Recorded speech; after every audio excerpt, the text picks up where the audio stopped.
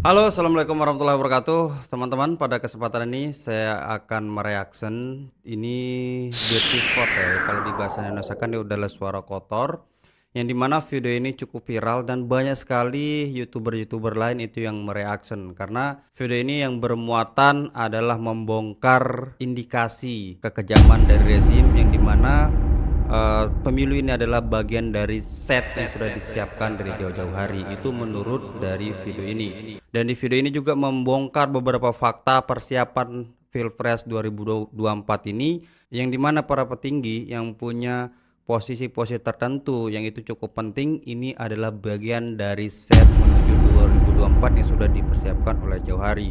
Bahkan di video ini juga nanti ada yang menyatakan bahwa Gibran bagian dari anak haram konstitusi. Nah, seperti apa video lengkapnya, dan ini sangat viral untuk menjelang Pilpres yang 1 hari lagi. Yuk kita masuk ke videonya.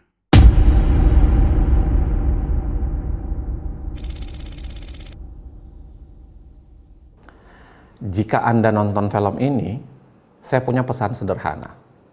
Satu, tolong jadikan film ini sebagai landasan untuk Anda melakukan penghukuman. Saya mau terlibat dalam film ini karena banyak orang yang akan makin paham bahwa memang telah terjadi kecurangan yang luar biasa sehingga pemilu ini tidak bisa dianggap baik-baik saja. Selain diajak oleh figur-figur yang saya hormati, tentu saja film ini dianggap akan mampu mendidik publik betapa curangnya pemilu kita dan bagaimana politisi telah mempermainkan publik pemilih hanya untuk memenangkan kepentingan mereka. Kecurangan ini jangan didiamkan atas nama kelancaran pemilu. Film ini adalah monumen, tagihan, monumen yang akan kita ingat bahwa kita punya peranan besar melahirkan orang yang bernama Jokowi.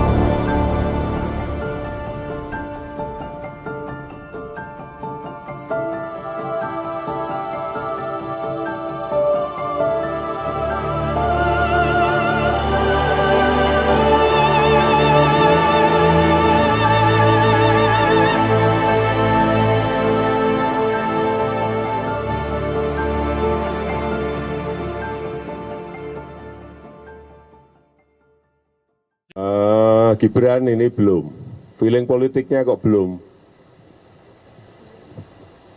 masih seneng 100% di dunia usaha, feeling politiknya belum, kelihatannya belum pengen masuk.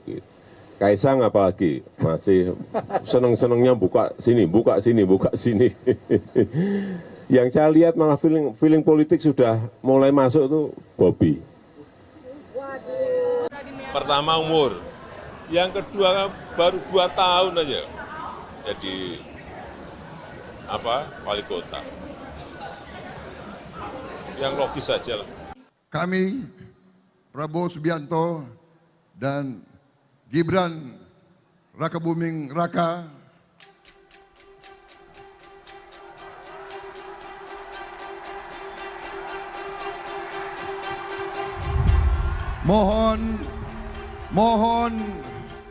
mohon doa restu dari seluruh rakyat Indonesia,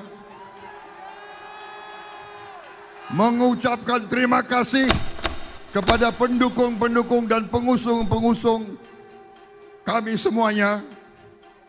Dan saya ingin di sini menyampaikan, tenang saja, Pak.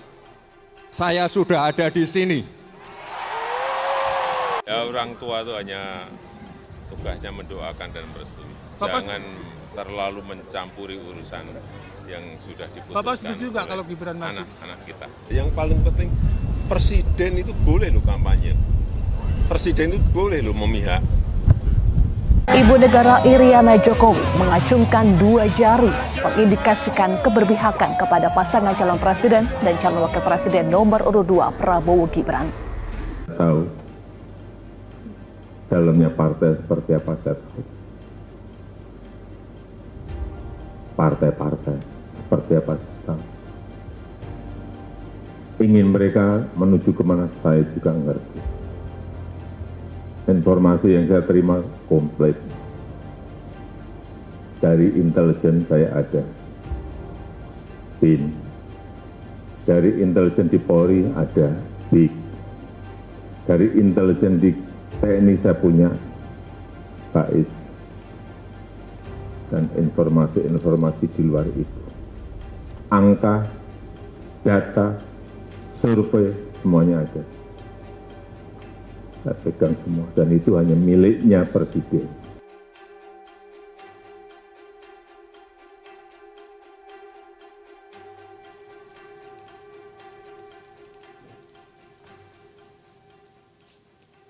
Pemilu sebentar lagi akan dimulai, pemilu presiden dan pemilu legislatif.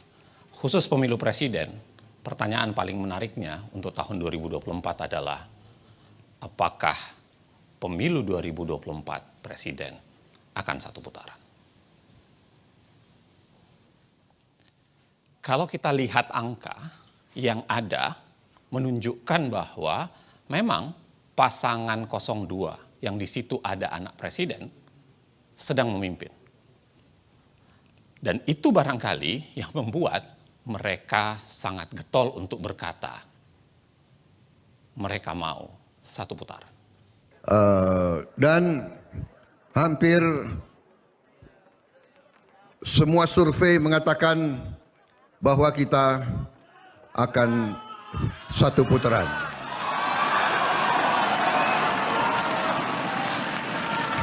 Saudara-saudara, hampir semua survei mengatakan kita sudah 1 putaran.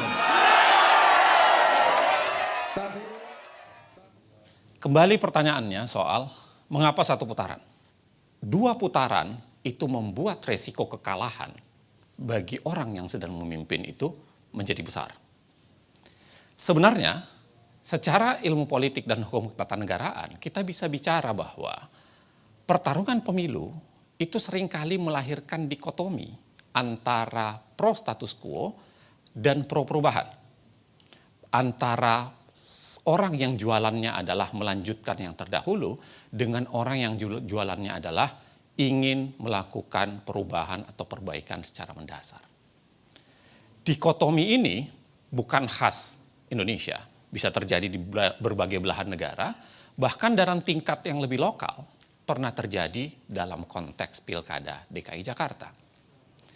Kalau Anda lihat Pilkada DKI Jakarta, menurut data survei, secara konstan sebenarnya pasangan Ahok dan Jarot yang kita ketahui didukung juga oleh Presiden Jokowi kala itu, senantiasa secara konstan memenangkan posisi paling atas dari semua survei.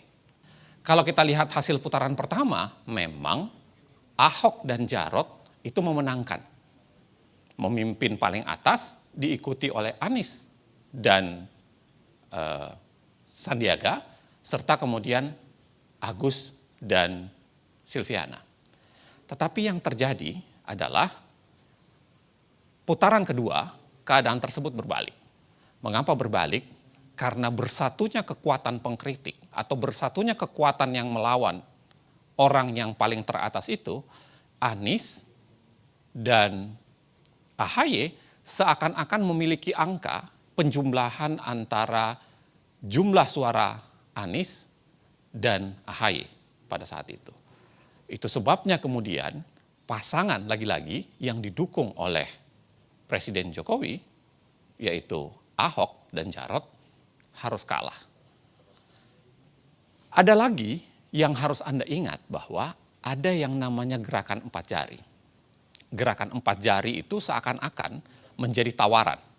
Seakan-akan menjadi simbol bahwa ke depan dalam Pilpres kali ini adalah penggabungan kekuatan 01 dan 03 melalui gerakan 4 jari atau gerakan 04 ini. Pertanyaannya sebenarnya adalah, apakah syarat satu putaran hanya sekedar soal 50% plus 1? Pendapat Dr. Zainal Arifin Mokhtar sangat benar. Apalagi jika kita amati ketentuan Undang-Undang Dasar 1945. Pasal 6A ayat 3 Undang-Undang Dasar 1945 menjelaskan soal syarat satu putaran bagi seorang calon presiden dapat terpilih. Syaratnya adalah mereka harus memperoleh lebih dari 50% suara dan harus memenangkan sebaran wilayah dari 20 provinsi yang asalnya berasal dari setengah jumlah total provinsi di Indonesia, yang saat ini sudah 38 provinsi, setengah lebihnya adalah 20 provinsi. Dan setiap kemenangan di 20 provinsi itu harus disertai kemenangan lebih dari 20% suara minimum di setiap provinsi.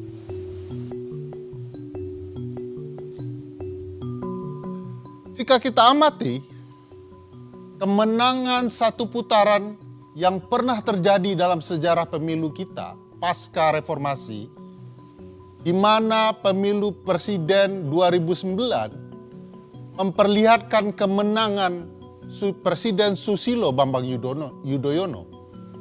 Kita bisa melihat dari peta ini. Warna biru ini menggambarkan kemenangan presiden dan di mana saja wilayahnya. Bayangkan luasnya. Jadi tidak mudah bagi seorang calon presiden memenangkan 50% suara dalam satu putaran pemilu. 50% suara bukan faktor tunggal. Jika kita simak betapa pentingnya soal sebaran wilayah dibandingkan sebaran suara, kita bisa melihat Pulau Jawa. Pulau Jawa adalah pulau dengan populasi penduduk terbesar. Mereka memiliki 115 juta suara pemilih. Sayangnya kalau dilihat sebaran, mereka hanya memiliki 6 provinsi. Bandingkan dengan apa yang bisa kita lihat di Pulau Sumatera. Sumatera adalah pulau yang sangat menentukan sebaran wilayah.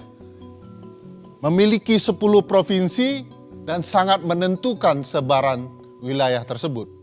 Mari kita lihat konteksnya pada pemilu sebelumnya. Pada pemilu 2014, Joko Widodo memenangkan 7 provinsi. Berbanding dengan Prabowo dan Hatta Rajasa yang hanya unggul di 3 provinsi. Simak lagi hasil Pilpres 2019. Presiden Joko Widodo ketika itu hanya memenangkan 4 provinsi dan Prabowo berhasil unggul di 6 provinsi. Logika mengatakan jika kedua pihak ini bergabung, maka dengan sendirinya pasangan Prabowo Gibran akan sangat-sangat mendominasi di Pulau Sumatera. Tapi pertarungan tidak sesederhana itu. Hasil survei menunjukkan, hasil survei terkini yang dilakukan oleh CSIS, kalau kita baca hasil survei ini, maka pasangan Prabowo Gibran hanya mendominasi di sepertiga wilayah Provinsi Sumatera. Ini memang tidak sederhana bahwa sebaran suara, sebaran wilayah penting akan bisa kita baca dari sebaran wilayah yang muncul kemudian yang menguntungkan pasangan Prabowo Gibran, yaitu sebaran wilayah di Pulau Papua. Pulau Papua sebelumnya hanya memiliki 2 provinsi. Saat ini mereka telah memiliki 4 provinsi baru, totalnya 6 provinsi. Dan 4 provinsi baru ini langsung ikut pemilu 2024. Berbeda dengan Kaltara, kita bisa lihat pengalaman Provinsi Baru Kalimantan Utara yang didirikan tahun 2013, tapi mereka tidak bisa ikut serta-merta pada pemilu 2014. Mereka harus menunggu 6 tahun untuk bisa ikut pemilu 2019. Cukup panjang bagi Kaltara untuk bisa ikut pemilu. Itu sebabnya apa yang terjadi di Pulau Papua menjadi sangat penting untuk membicarakan sebaran wilayah. Jika kita simak hasil Pilpres sebelumnya, 2014 dan 2019, Jokowi betul-betul unggul di Papua. Tak pernah kalah satu kali pun dalam kontestasinya. Ketika itu, saat Jokowi menang Pilpres di Papua, Jenderal Tito Karnavian kebetulan menjadi Kapolda Papua. Lalu pada pemilu saat ini, kebetulan sekali kalau Jenderal Tito juga merupakan Menteri Dalam Negerinya. Nah, sebaran wilayah tentu saja sangat-sangat menentukan. Saya ingin mengambil contoh kasus pemilu Presiden Amerika di tahun 2016. Semua orang tahu bahwa dalam pemilu itu Hillary Clinton memenangkan suara terbanyak, popular vote. Bisa dilihat di peta, sebarannya tidak terlalu banyak, tidak juga menumpuk. Ini menggambarkan kemenangan Hillary di suara terbanyak. Tetapi Hillary tentu saja tidak menang di jumlah sebaran. Bandingkan dengan kemenangan sebaran wilayah yang didapat oleh Donald Trump.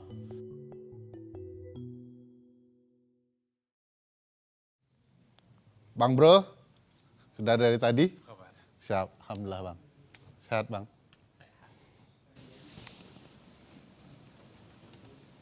Bagus sekali Jasmine. Pinjam lari dari pagi. Lari? Lari 10 kilo. 10 kilo, buset. Makanya banyak minum.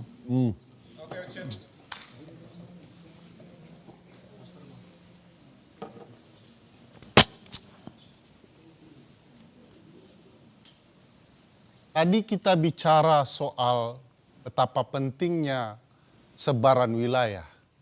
Sekarang kita mau bicara soal siapa penguasa di wilayah tersebut. Semenjak 2021, Presiden Joko Widodo sudah melakukan penunjukan kepada 20 penjabat gubernur di 20 provinsi. Kita bisa lihat di peta ini, warna orange menunjukkan sebarannya dari ujung Indonesia hingga Papua. Presiden berwenang menunjuk penjabat gubernur sekaligus memberikan pengaruh luar biasa dalam penunjukan penjabat bupati dan wali kota. Kewenangannya di Menteri Dalam Negeri yang kemudian mendapat restu dari Presiden. Gambaran ini menunjukkan sebaran penunjukan pejabat bupati wali kota sekaligus gubernur di seluruh Indonesia. Kita bisa lihat sebaran wilayahnya. Warna merah adalah bupati dan wali kota, dan orange adalah gubernur dari seluruh Indonesia. Hanya saja kalau kita lihat peran dari Pak Tito Karnavian sebagai Mendagri dan restu dari Presiden dalam penunjukan penjabat kepala daerah, pada dasarnya mereka tidak mematuhi putusan Mahkamah Konstitusi. Mahkamah menentukan bahwa proses penunjukan pejabat haruslah dilakukan secara terbuka, transparan. Mereka harus kemudian mendengarkan aspirasi pemerintah daerah dan masyarakat daerah, sekaligus taat pembentukan peraturan teknisnya agar penunjukan itu dapat berlangsung dengan fair. Sebab itulah kemudian karena ini melanggar putusan MK, Komisi Informasi Pusat dan Ombudsman Republik Indonesia menyatakan bahwa penunjukan penjabat itu telah melakukan maladministrasi.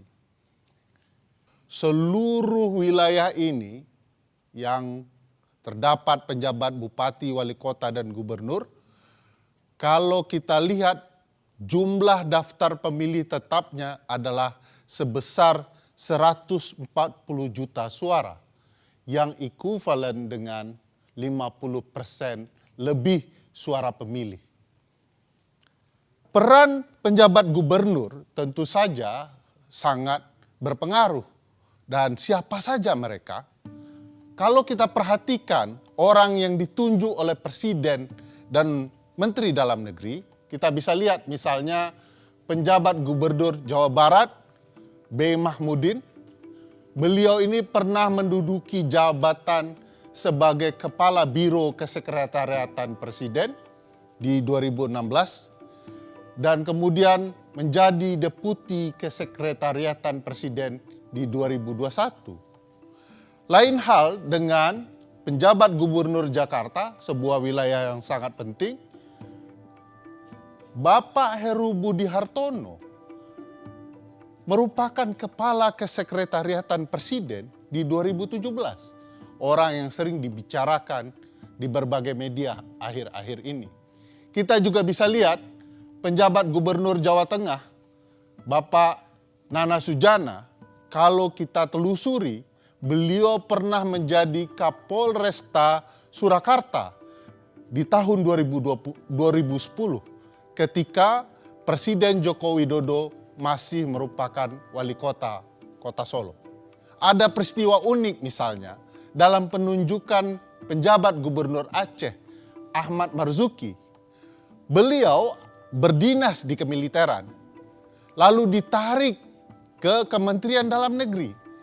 3 hari setelah penarikan, beliau langsung ditunjuk menjadi penjabat gubernur Aceh.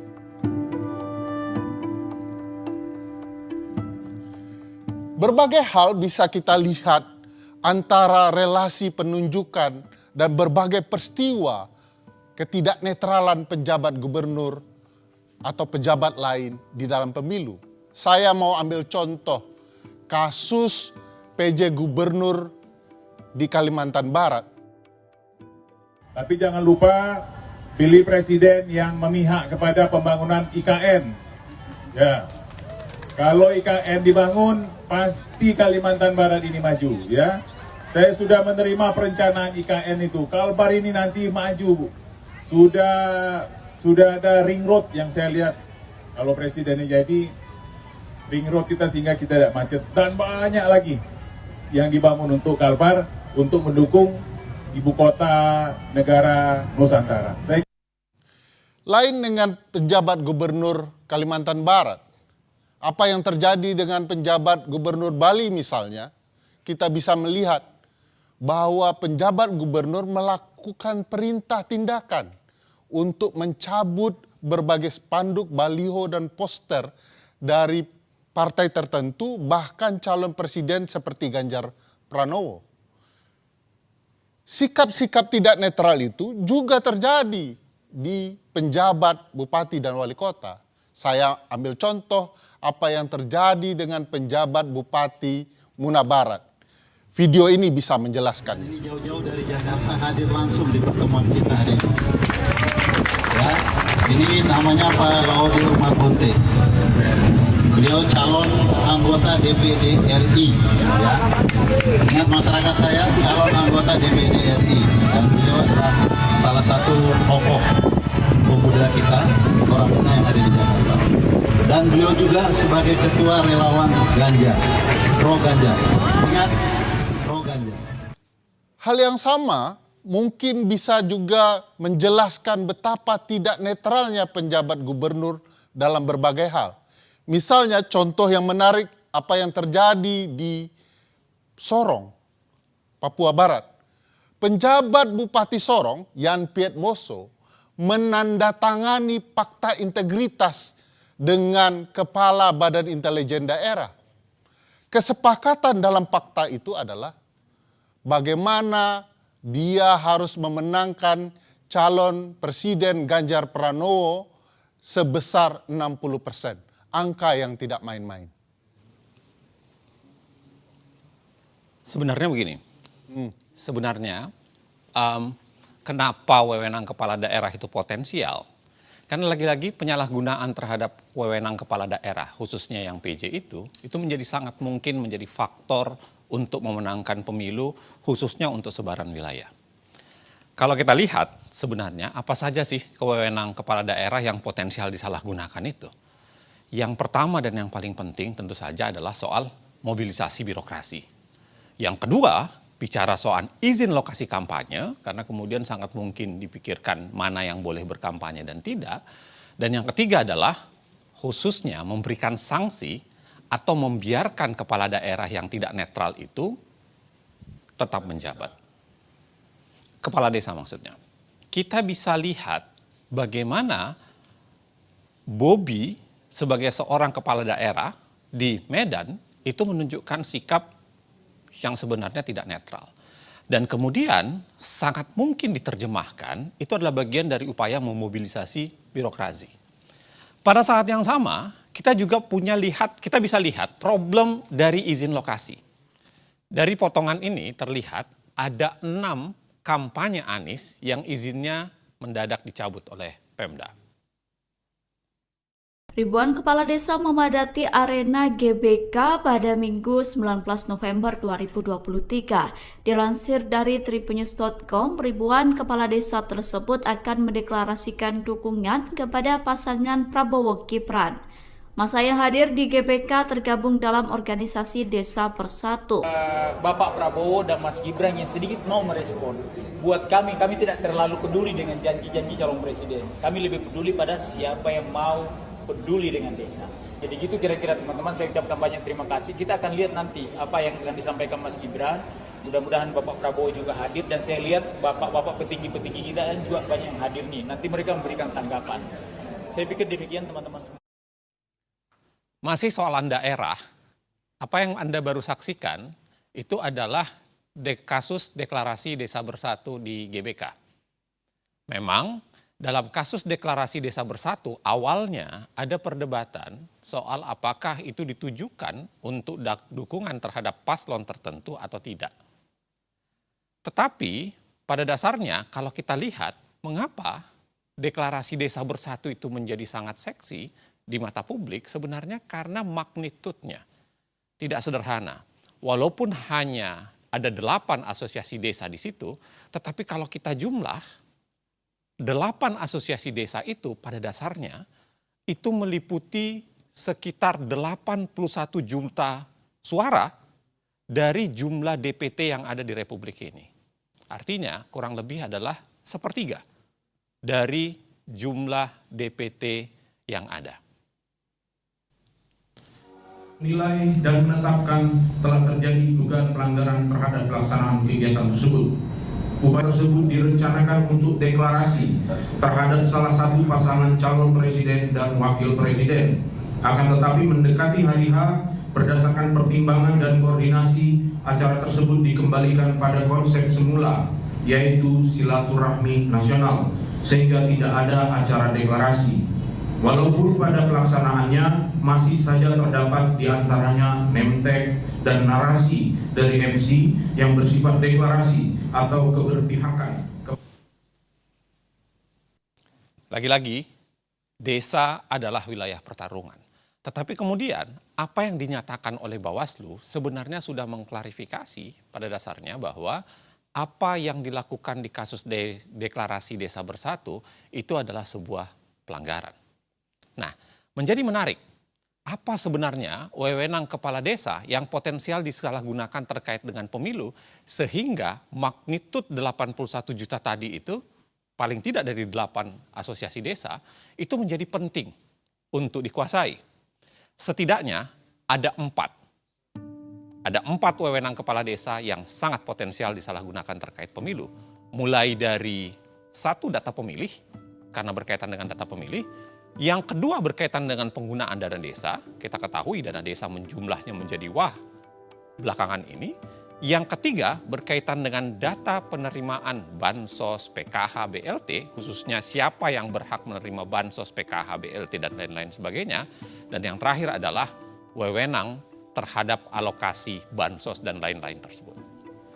Anda mungkin bisa saksikan, Anda mungkin bisa intip dari video di mana terjadi demo besar-besaran kepala desa yang menuntut janji-janji yang sudah diberikan kepada mereka selama ini harus segera diberikan. Bahkan kita lihat video tersebut adalah ikut menghancurkan fasilitas ya, beberapa wilayah di DPR, khususnya pagar DPR kala itu. Abdesi menggelar demo menuntut revisi Undang-Undang Desa Nomor 6 Tahun 2014. Ada 4 tuntutan yang disampaikan, yakni masa jabatan kepala desa, kenaikan anggaran dana desa menjadi 5 miliar rupiah, status perangkat desa dan desa sebagai otoritas. Mengapa kepala desa selalu menjadi subjek dan objek politisasi? Sederhana untuk menjawabnya. Karena selama ini kepala desa itu cukup banyak dijanjikan hal-hal tertentu. Kita ingat Jokowi sendiri, Presiden Jokowi pernah menjanjikan 3 periode untuk masa jabatan para kepala desa ini. Bahkan kalau kita lihat dalam konteks sebelumnya, SBY pun pernah menjanjikan pengangkatan sekretaris desa menjadi ASN secara bertahap dari tahun 2007 sampai menjelang pemilu 2009. Selain itu, kalau kita lihat dari data ini menunjukkan bahwa kasus-kasus penyelewengan dana desa itu sangat mungkin dikonversi menjadi alat tukar dukungan politik. Kalau Anda lihat, bayangkan dari begitu banyak sektor tindak pidana korupsi di sepanjang tahun 2022, terbesar itu adalah APBD desa. Anggaran pendapatan dan belanja desa. Dan itu sangat mungkin dikonversi lagi-lagi, sangat mungkin menjadi bagian upaya untuk menekan dan dijadikan upaya untuk dukungan politik dengan imbalan tidak melanjutkan proses bermasalah dari kepala desa tersebut. Hal lainnya, Anda bisa lihat barangkali kami merekam ya kesaksian kepala desa yang mengaku diminta untuk memenangkan pasangan calon tertentu oleh pihak yang berbeda. Juga terkait dengan penyaluran bansos dana desa, dan ini sebenarnya menjadi gambaran betapa pemerintahan desa itu sering ditekan. Jadi ada 2 tekanan sebenarnya, ada dari 02 juga ada dari 03. Kalau yang dari 03 itu arahan langsung dari bupati untuk memenangkan, dan targetnya adalah satu desa itu minimal 50% plus 1 kemenangan untuk paslon 03. Itu melalui camat menghubungi paguyuban kepala desa. Yang dimenangkan itu mulai dari capres dan juga ada target dari caleg. Kalau yang dari 02 itu tiba-tiba 1 minggu sebelumnya kepala desa dikumpulkan untuk membentuk teknis penyaluran bantuan beras. Itu sangat tiba-tiba dan datanya itu entah dari mana, itu tidak sesuai dengan data kemiskinan desa. Akhirnya juga menjadi polemik di desa. Itu yang bantuan dari pemerintah. Kemudian di hari yang sama saya dihubungi anggota kepolisian untuk meminta izin akan menggunakan balai desa untuk deklarasi 02. Waktu ada berita beberapa kepala desa yang tersangkut korupsi, tiba-tiba 3 kabupaten lain menjadi sasaran. Itu kita senantiasa diawasi Polda. Bahkan ketika kami dikejar laporan, kita harus menyiapkan laporan selama 2021 sampai 2023. Kita tiba-tiba diminta untuk menyiapkan laporan karena akan ada indikasi diperiksa oleh Polda. Ini juga kami semua kepala desa di paguyuban itu juga bingung. Akhirnya kan yang repot kami sendiri karena itu tidak sesuai dengan data kebutuhan di desa. Ya memang kasihan mereka. Kepala desa itu dengan tidak ada pengawasan di daerah, mereka seringkali ya menjadi permainan, dan dalam pertarungan gajah kan memang seringkali rumput yang terinjak-injak kan, dan mereka yang terinjak-injak seringkali gitu. Korbannya lah ya. Iya. Ngomong-ngomong rumput gajah, Ya. aku mau nambahin penjelasan. Ya, oh langsung dia semangat. Ya, karena ternyata bukan hanya di level bawah kecurangan-kecurangan itu terjadi, tapi juga di kalangan pejabat negara. Siapa yang suka sama Jokowi angkat tangan. Loh, Pak Jokowi itu PAN itu Pak Jokowi. Makanya kita dukung Gibran. Cocok? Gibran itu sopo sih? Ucapan terima kasih Pak Jokowi atas pembagian bansos berupa beras seberat 10 kg yang dilakukan Menko Bidang Perekonomian Airlangga Hartarto. Pembagian bansos kepada warga Mandalika di Lombok, Nusa Tenggara Barat tersebut dilakukan pada 14 Januari lalu. Jadi tolong Ibu bicara terima kasih Pak Jokowi, tolong direkam. Bisa? 1, 2, 3. Hari-hari ini kita memang seringkali melihat begitu banyak bansos atau bantuan sosial dibagi-bagikan. Kita bisa lihat di sini statistiknya mulai 2014 sampai 2024 supaya kita bisa melihat tahun demi tahun, dan Anda juga bisa melihat bagaimana di setiap pemilu yang warnanya abu-abu dia akan mendadak melonjak naik dibandingkan tahun-tahun lainnya. Kecuali tentu saja pada 2020 sampai 2022 di mana kita mengalami pandemi COVID-19. Tapi bahkan kalau dibandingkan dengan itu pun tetap pemilu 2024 ini ternyata menunjukkan angka yang sangat tinggi, hampir mencapai 500 triliun. Kalau kita lihat bagaimana sebaran dan kecepatan pemberian bansos atau bantuan sosial, memang kita akan melihat bagaimana pemberian bansos ini biasanya meroket, push, ketika terjadi pemilu. 2008 santai, kemudian 2009 terjadi kenaikan, 2013 menjelang 2014 mulai rapat, kemudian 2019 kelihatan kerapatannya, kita semua bisa melihat di sini, sampai dengan pemilu 2024. Begitu rapat dan begitu banyak. Di sini tiba-tiba keluar berbagai macam bantuan sosial yang diberikan oleh pemerintah. Bahkan kita bisa lihat bagaimana baru bulan Januari kita sudah menghabiskan 78,06 triliun untuk bantuan sosial. Di sini kita juga bisa melihat beberapa detail bantuan sosial itu. Kita bisa lihat ya angkanya di atas. Dari 496,8 triliun menjadi 508 triliun. 508 triliun ini sebagiannya memang belum dialokasikan, tapi sudah direncanakan untuk dialokasikan sampai dengan 2024 ini. Kita lihat detailnya, misalnya bansos sembako yang mencapai 18,8 juta kepala keluarga. Kemudian kita juga bisa melihat yang angkanya besar dan beberapa kali dibicarakan, yaitu beras 10 kg per kepala keluarga yang mengcover 22 juta kepala keluarga. Yang juga angkanya signifikan dan banyak dibincangkan adalah bantuan langsung tunai, 18 juta kepala keluarga akan mendapatkannya.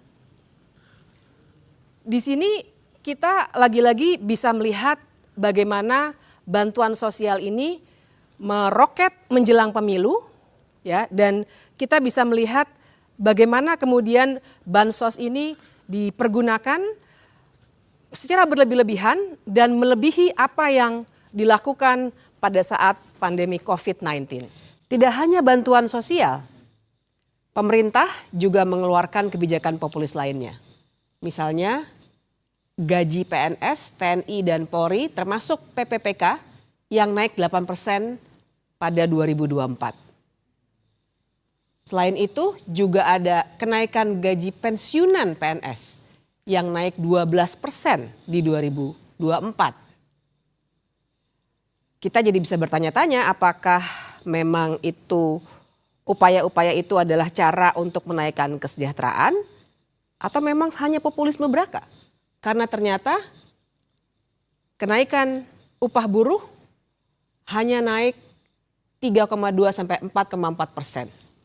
Kita mesti ingat bahwa bantuan sosial itu, kita harus klarifikasi di sini, bukannya bantuan sosial harus dihentikan atas nama pemilu, tapi kita harus kembalikan bahwa bantuan sosial atau bansos bukan bantuan politik dan pejabat. Bantuan sosial itu sebenarnya adalah cara untuk secara cepat melaksanakan amanah dari Pancasila, sila kelima soal keadilan sosial. Kita juga membicarakan pasal 34 Undang-Undang Dasar 1945 yang bilang bahwa fakir miskin dan anak-anak terlantar dipelihara oleh negara. Memang idealnya cara mensejahterakan rakyat itu dengan melalui pendidikan, lapangan pekerjaan, dan hal-hal lain yang sifatnya struktural. Tapi baiklah, bansos harus dilakukan untuk mengatasi dengan waktu cepat.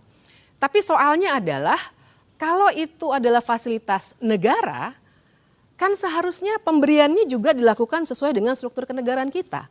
Siapa yang berhak ataupun berwenang memberikan bantuan sosial itu? Kementerian Sosial jawabnya. Uniknya ternyata sebenarnya data Kementerian Sosial yang namanya data kesejahteraan terpadu tidak digunakan. Barangkali kebetulan Menteri Sosial kali ini ada dari PDI Perjuangan yang sedang berseberangan dengan penerus Jokowi. Bicara soal bantuan sosial lagi-lagi kita akan lihat penyebarannya yang luar biasa. Dalam waktu 2 bulan, ini semua 2 bulan dilaksanakannya, kita bisa melihat di mana saja penyebaran bantuan sosial itu dilakukan. Mulai dari Serang sampai dengan di sebelah sini, terkumpul di sini. Apabila kita bandingkan dengan suara yang didapatkan oleh Presiden Jokowi pada pemilihan presiden 2019, kita akan bisa melihat himpitannya. Jadi di sini kita bisa melihat dengan jelas apa yang sebenarnya terjadi antara bantuan sosial yang harusnya fasilitas pemerintah yang kemudian digunakan dalam konteks elektoral seperti ini. Ada satu pemberitaan yang sangat menarik menurut saya karena menggambarkan apa yang dari tadi kita bicarakan. Kita bisa melihat dalam berita ini adalah soal bansos. Kita bisa melihat aparat, gubernur yang tadi juga dibicarakan, dan ajakan memilih capres yang melanjutkan Jokowi. Pertanyaan berikutnya adalah mengapa? Mengapa bansos juga dijadikan alat berpolitik dan lain sebagainya. Ada satu konsep dalam ilmu politik yang bisa kita gunakan yang namanya gentong babi atau pork barrel politics. Pork barrel, jadi memang istilah ini mengacu pada masa perbudakan di Amerika Serikat yang gambarannya seburuk perbudakan itu sendiri. Jadi bayangkan pada saat itu para budak harus berebutan mengambil daging babi yang diawetkan di dalam gentong. Mereka berebutan dan akhirnya muncul istilah bahwa ada orang-orang yang akan berebutan suatu jatah resmi untuk kenyamanan dirinya. Itu asal muasal istilah gentong babi. Jadi yang kita bicarakan di sini adalah cara berpolitik yang menggunakan uang negara untuk digelontorkan ke daerah-daerah pemilihan oleh para politisi agar dirinya bisa dipilih kembali. Tapi tentu saja kali ini Jokowi tidak sedang meminta orang untuk memilih dirinya, melainkan penerusnya. Oke. Narik. Haus gara-gara gentong babi. Ambilin ya. Tadi yang lo omongin Bib, itu aneh ya? gentong babi, tapi kan yang nawar-nawar itu pada para menteri ya? Kan ada tadi Erlangga sama itu dia. Zulhas. Persis. Jadi emang ada menteri-menteri. Coba ya aku jelasin lebih lanjut ya. Kita mulainya dari gambar menteri-menteri ini. Karena memang kalau kita perhatikan, kenapa misalnya gentong babi itu bisa muncul? Karena sebenarnya kan gentong babi artinya dia resmi tuh. Kenapa dia bisa digunakan secara resmi? Karena dari menteri-menteri ini, termasuk yang tadi videonya sudah kita lihat, ternyata memang ada menteri-menteri yang berkampanye. Kita akan lihat 3 kategori. Kategori pertama adalah tentu saja menteri-menteri yang memang mencalonkan diri sebagai capres ataupun cawapres. Prabowo Subianto, Menteri Pertahanan, kemudian Mahfud MD, Menteri Koordinator Politik Hukum dan HAM. Apakah mereka boleh berkampanye? Tentu saja boleh, karena mereka memang sedang berkompetisi. Tapi syaratnya sebenarnya sangat ketat. Syarat pertama jelas mereka harus cuti.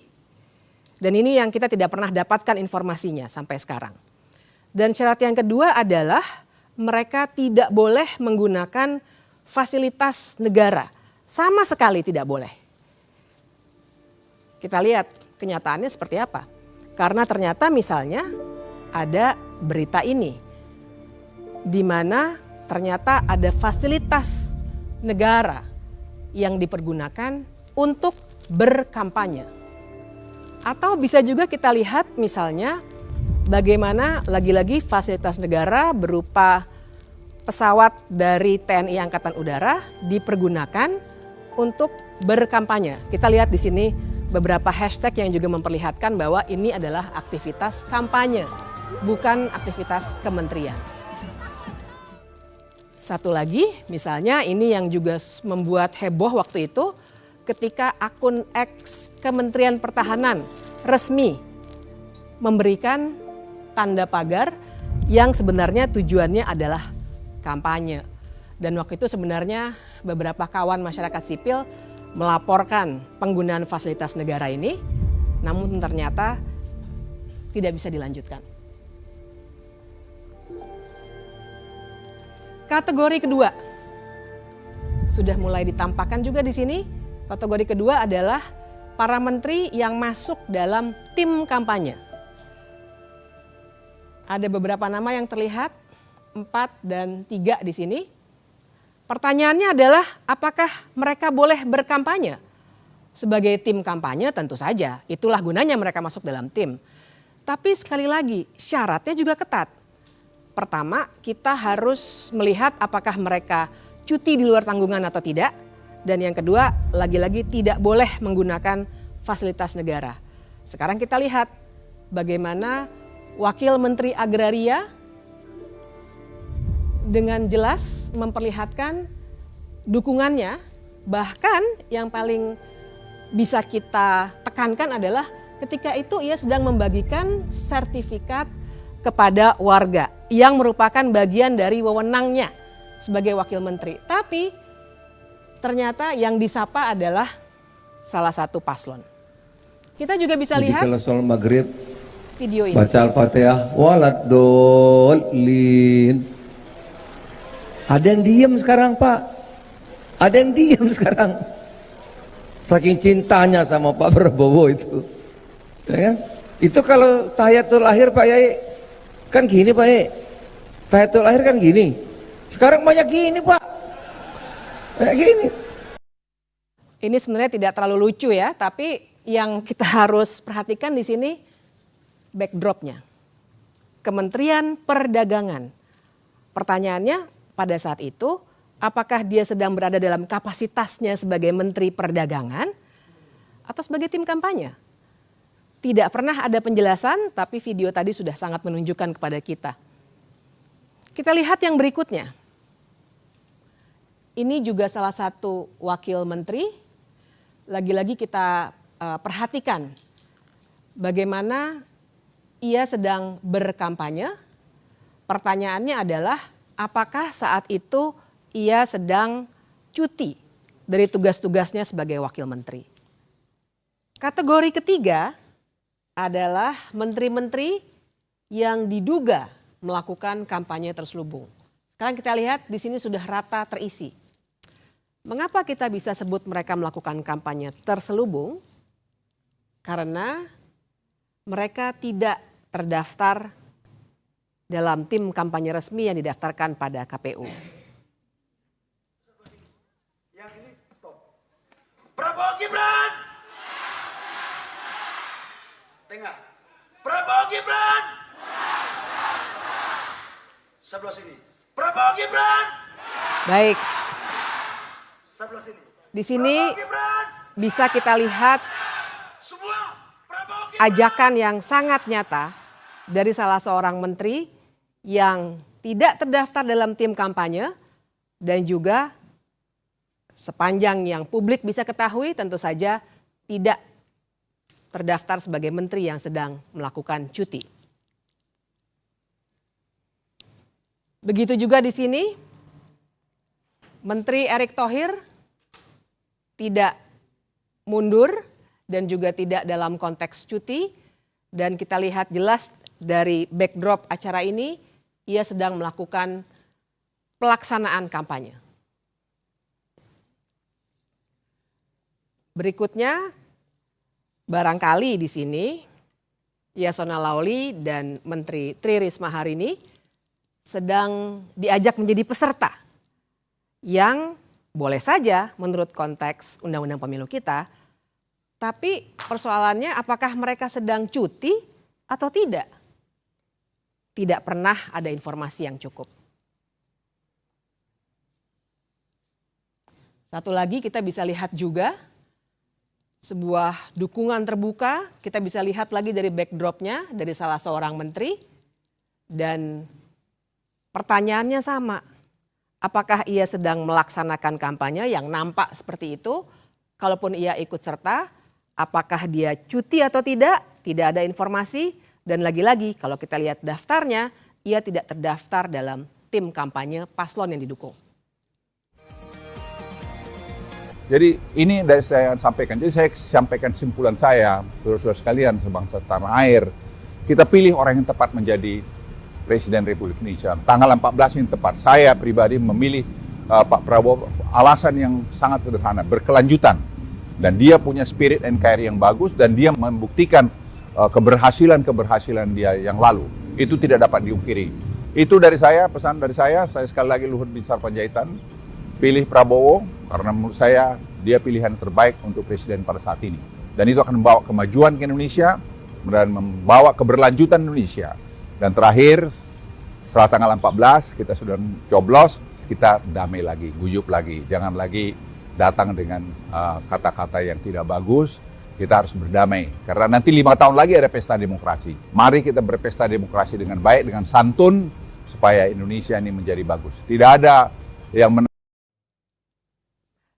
Begitu terangnya dukungan ini diberikan, sehingga kita bisa menduga ada kampanye terselubung yang tengah terjadi. Tapi bagaimana mereka bisa begitu berani melakukan kampanye itu? Bisa jadi karena presiden juga sebenarnya tidak netral. Pertanyaannya kan apakah presiden harus netral? Ya tentu harus.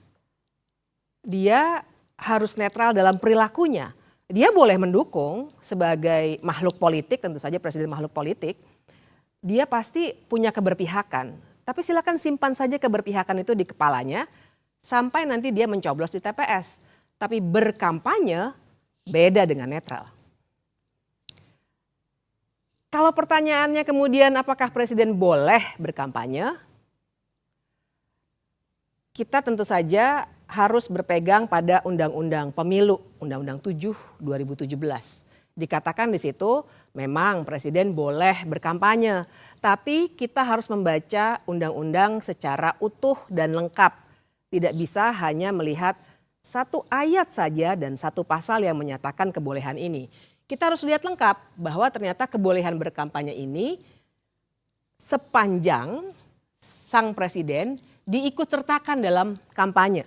Seperti yang tertera di pasal 281. Jadi dia tidak boleh menjadi pelaksana kampanye itu sendiri kecuali jika dia adalah petahana yang mencalonkan lagi. Ini jelas ada di pasal 299 ayat 1. Dan ini juga dimungkinkan karena konstitusi kita mengatur presiden memang boleh 2 kali untuk menjalani masa kepresidenannya. Dan ia bisa saja melaksanakan kampanye bila ia terdaftar sebagai tim kampanye. Ini ada di ayat 3 dari pasal 299 itu. Tapi lagi-lagi syaratnya juga ketat, tidak hanya kebolehan-kebolehan belaka. Syaratnya adalah dia harus mengajukan cuti di luar tanggungan negara. Dia juga tidak boleh menggunakan fasilitas negara kecuali pengamanan. Dan dia juga harus tetap memperhatikan tugas negara dan pemerintahan. Tapi yang paling penting, semuanya pejabat negara, menteri, apalagi presiden sebenarnya dilarang melakukan tindakan yang merugikan ataupun menguntungkan salah satu paslon. Jadi syaratnya begitu ketat sehingga tidak bisa sembarangan dilakukan. Sekarang mari kita lihat prakteknya. Di sini misalnya kita lihat jelas foto wajah presiden yang menjadi latar belakang sebuah poster kampanye. Kita juga bisa melihat yang berikutnya, lagi-lagi foto presiden ada untuk meminta orang-orang berkumpul dan melakukan konsolidasi akbar untuk sebuah partai. Yang berikutnya kita juga bisa lihat berbagai acara di mana presiden secara aktif dan juga dalam posisinya yang tidak cuti melakukan pertemuan-pertemuan dengan menteri-menteri yang duduk dalam koalisi paslon tertentu. Perbandingannya adalah mengapa menteri-menteri lainnya yang tidak tergabung dalam paslon tertentu itu tidak mendapat perlakuan yang sama. Apalagi kita juga punya satu foto yang begitu menghebohkan waktu itu, di mana presiden berdiri di samping menterinya yang menjadi calon presiden dan berada di fasilitas negara, yaitu lapangan udara Angkatan Udara. Di depan alutsista juga ia menyatakan dengan tegas bahwa presiden boleh berkampanye. Masih bicara fasilitas negara, kita juga bisa melihat mobil kepresidenan digunakan untuk mengkancungkan tanda dukungan. Sekarang semua penyalahgunaan wewenang ini, siapa yang sebenarnya bisa menindak? Kita punya Bawaslu.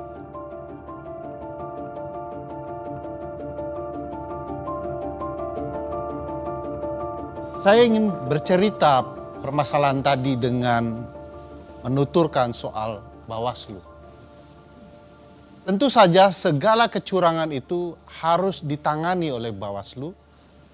Dan ini merupakan tugas konstitusionalnya untuk mengawasi setiap tahapan penyelenggaraan pemilu. Tetapi faktanya Bawaslu inkompeten. Apa saja kira-kira kasus yang menceritakan betapa gagalnya Bawaslu mengawasi proses penyelenggaraan pemilu? Kita bisa melihat video ini. Ini tadi masukan-masukan, aspirasi dari para pimpinan, ketua-ketua organisasi desa. Sementara kami tampung dulu, mungkin minggu depan kita jadwalkan untuk ketemu saja ya Pak ya. Biar bisa kita detailkan lagi, kita carikan solusi bersama-sama. Dan ya kita harap kalau di visi misi kami sudah ada Pak. Misalnya membangun dari bawah dan dari desa, itu salah satunya. Tapi nanti akan kami detailkan lagi yang jelas. Nilai dan menetapkan telah terjadi dugaan pelanggaran terhadap pelaksanaan kegiatan tersebut. Upaya tersebut direncanakan untuk deklarasi terhadap salah satu pasangan calon presiden dan wakil presiden. Akan tetapi mendekati hari H, berdasarkan pertimbangan dan koordinasi, acara tersebut dikembalikan pada konsep semula, yaitu silaturahmi nasional, sehingga tidak ada acara deklarasi. Walaupun pada pelaksanaannya masih saja terdapat di antaranya name tag dan narasi dari MC yang bersifat deklarasi atau keberpihakan. Bawaslu hanya berani memberikan sanksi teguran, padahal nyata-nyata harusnya terdapat sanksi yang menjerahkan agar peristiwa tidak berulang. Saya ingin juga memperlihatkan sebuah video yang menarik soal ketidakberanian itu. Berikut videonya.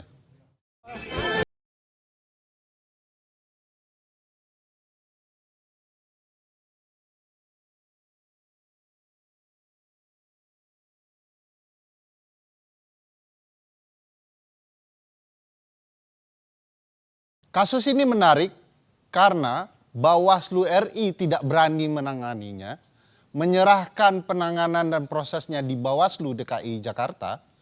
Tetapi temuan Bawaslu DKI Jakarta adalah ini merupakan pelanggaran perda. Dan sebagaimana kita ketahui, kalau terjadi pelanggaran terhadap peraturan daerah atau perda, maka yang menentukan pemberian sanksinya adalah pemerintahan daerah. Dalam hal ini PJ Gubernur DKI Jakarta. Lagi-lagi ada kasus yang menarik soal tidak inkompeten atau inkompetennya Bawaslu dalam kasus akun X Kementerian Pertahanan. Di akun ini terlihat bahwa jelas-jelas ada upaya kampanye terang-terangan di akun resmi, tanda contreng. Tetapi kemudian kita bisa ketahui bahwa kasus ini tidak berlanjut karena menurut Bawaslu kurang materi. Padahal materinya sudah jelas ini pemanfaatan ruang atau kewenangan yang dimiliki oleh lembaga negara. Integritas Bawaslu yang dipertanyakan itu tentu berkaitan dengan bagaimana mereka diseleksi dan siapa yang kemudian menyeleksi mereka. Salah satu yang menjadi figur sentral adalah Ketua Pansel Dr. Juri Ardiantoro. Beliau adalah Pansel Bawaslu yang kemudian kita ketahui merupakan tim sukses Jokowi di Pilpres 2019. Dan bahkan kita juga mengetahui juri adalah saat ini menjadi anggota TKN 2024 yang mengusung pasangan Prabowo Gibran. Kalau kita simak lebih jauh, bahkan Juri Ardiantoro pernah menjadi anggota Kepala Staf Presiden, KSP.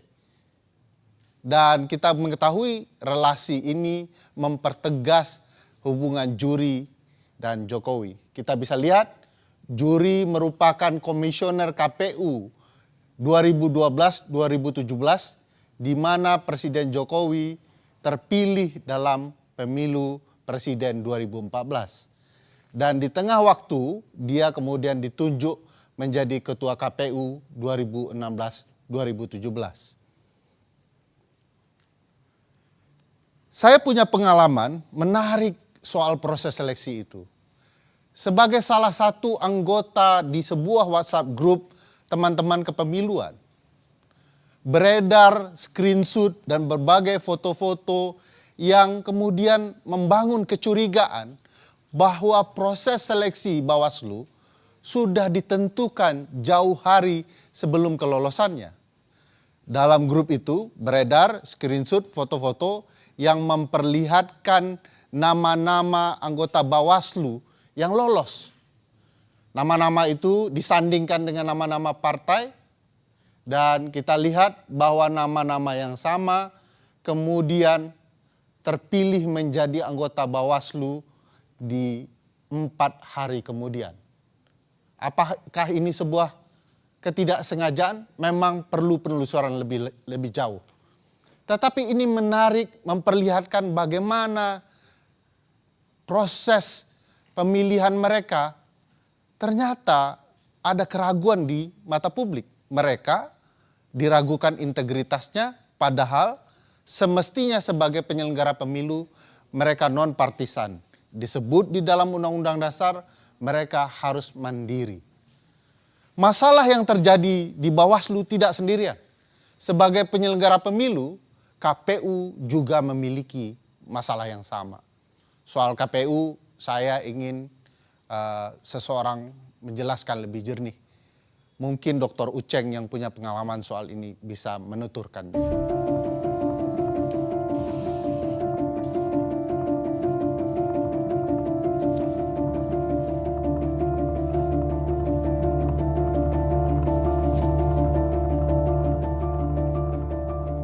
Sekarang kita bicara soal Komisi Pemilihan Umum.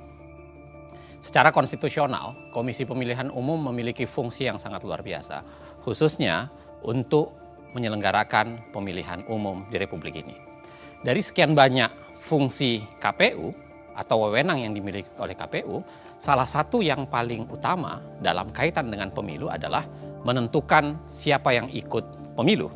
Dan itu dikenal dengan konsep khususnya untuk partai politik adalah tahapan verifikasi yang bersifat administratif maupun faktual. Syarat parpol untuk lolos verifikasi pada dasarnya sebenarnya itu ada beberapa catatan.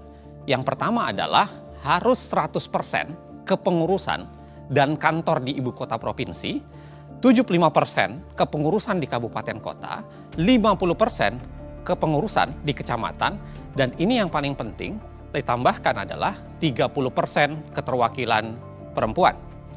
Dan itu pun sebenarnya minimal ya 100 atau maksud saya 1.000 orang dengan kartu tanda anggota per kabupaten kota.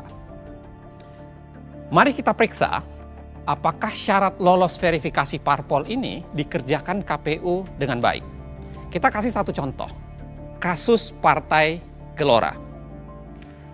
Dalam kasus Partai Gelora yang lolos menjadi peserta pemilu, tetapi kalau kita lihat di lapangan ada begitu banyak kejanggalan. Kita lihat dari dokumen berita acara KPUD Murung Raya di Kalimantan Tengah yang menyatakan ada instruksi KPU agar mengubah status Partai Gelora dari tidak memenuhi syarat menjadi memenuhi syarat. Kalau kita lihat secara keseluruhan ya, Partai Gelora tidak memenuhi syarat, khususnya syarat soal 1.000 orang berkartu anggota di Kabupaten Murung Raya. Dari sampel uji petik yang dilakukan terhadap 114 kartu tanda anggota, Partai Gelora hanya memenuhi 85 orang yang terverifikasi punya kartu tanda anggota. Namun luar biasanya, partai ini tetap dinyatakan lolos. Tidak sekedar di Murung Raya, kasus Sangihe pun melihatnya menjadi menarik. Di kasus Sangihe, pengakuan salah seorang aparatur sipil negara telah melakukan kecurangan, mengubah verifikasi partai yang tidak lolos menjadi lolos. Jadi penyesuaian itu secara teknis bahwa memang men-NS-kan sejumlah orang dan TNS, PNS untuk bisa mencapai syarat minimal di daerah masing-masing. Jika saya ulangi, pertanyaan mendasarnya adalah ada apa dengan Gelora? Kita harus ingat, Partai Gelora itu adalah partai yang didirikan oleh ex-PKS. Partai Keadilan Sejahtera. Sekarang Gelora itu berada di koalisi 02 yang di situ ada anak presiden, dan PKS berada di koalisi 01. Artinya lolosnya Gelora memang berpotensi memecah suara pemilih PKS yang selama ini menjadi pemilih termasuk pemilih yang paling militan. Dalam teori hukum atau hukum tata negara ataupun ilmu politik, teori ini dikenal dengan teori shadow partai politik. Jadi teori shadowing pada dasarnya adalah parpol diciptakan adalah adanya parpol yang menjadi shadow atau bayangan untuk memecah suara partai dengan segmen pemilih yang sama di partai yang lain. Dan itu kira-kira bisa terjadi kalau kita lihat dalam konteks Partai Gelora dan konteks Partai PKS. Dalam contoh lain, kita bisa lihat juga dalam Partai Umat dan PAN. Kedua-duanya sebenarnya Partai Umat dan PAN ini berebut suara Muhammadiyah. Kita juga tahu Partai Amanat Nasional itu berada di koalisi 02 dan Partai Umat itu berada di koalisi 01. Nah, di sini kami punya rekaman bagaimana staf KPU diperintahkan untuk tidak meloloskan Partai Umat. Sedangkan arahan pimpinan supaya ini partai-partai ini aman kecuali satu tuh Partai U itu. Nah, kita tidak bisa menutup ke mata bahwa ini data-data mereka nih, mereka asal masuk saja. Benar, Bu. Yang penting dia bisa memenuhi 100 itu 100% kemarin. Iya. Sedangkan kondisi di bawahnya seperti itu. Nah, saya sih sebenarnya kemarin sudah ngomong juga sama Pak Idam, Bapak, apakah kita bisa memberikan, memang secara ketentuan 124 sampai 126 itu mutatis mutandis, tapi melihat dari sisi waktu nggak mungkin kita lakukan itu. Nah, untuk itu hal yang pertama. Yang kedua, mengamankan apa yang pimpinan arahkan, terpaksa tadi yang seperti sampaikan ke Bapak itu, ya sudah harus MS saja. Contoh lain, barangkali kita bisa lihat di kasus verifikasi Partai Kebangkitan Nusantara, PKN, dan Partai Demokrat. Kita juga melihat gejala shadowing partai politik di sini. Anda harus ingat, PKN yang dibentuk oleh Anas Urbaningrum itu berhadapan dengan SBY. Ingatan kedua Anda harus Anda tujukan bahwa pada awalnya ketika verifikasi partai ini dilakukan, Demokrat masih banyak menjual ide-ide perubahan sehingga seakan-akan menjadi lawan dari status quo atau kemudian partai yang lebih banyak mendukung status quo saat ini. Sekarang memang Demokrat sudah di 02, tapi lagi-lagi pada saat ini terjadi, Demokrat masih berada di koalisi, seakan-akan berada di koalisi 01. Kan menurut ketua kan kalau sobat cuma karena mau karena etika menghubungi kita, kalau juga kok kita nggak ada kan nggak masalah. Kan ketua kan mau rubah data tuh. Yang penting sobat. Iyo, berarti ini mau manipulasi data dan ketua.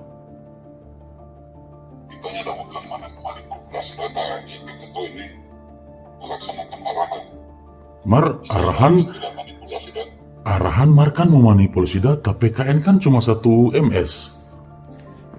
Kau mau jadi berapa MS-nya nggak manipulasi itu? Jadi bagaimana istilah melaksanakan arahan itu saja. Melaksanakan arahan dengan merubah data. Iya tuh. Istilah merubah data pokoknya melaksanakan arahan saja. Iya, melaksanakan arahan dengan merubah data toh. Ya, kalau begitu oke. Tapi kalau manipulasi. Sekarang kalau nyak manipulasi dan ketua apa dong? Dari 1 MS kau mau jadi banyak MS, bukan manipulasi DP nama itu.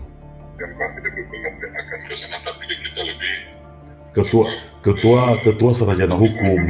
Ketua sarjana hukum toh kita rasa ketua lebih paham. Ketua kan sarjana hukum.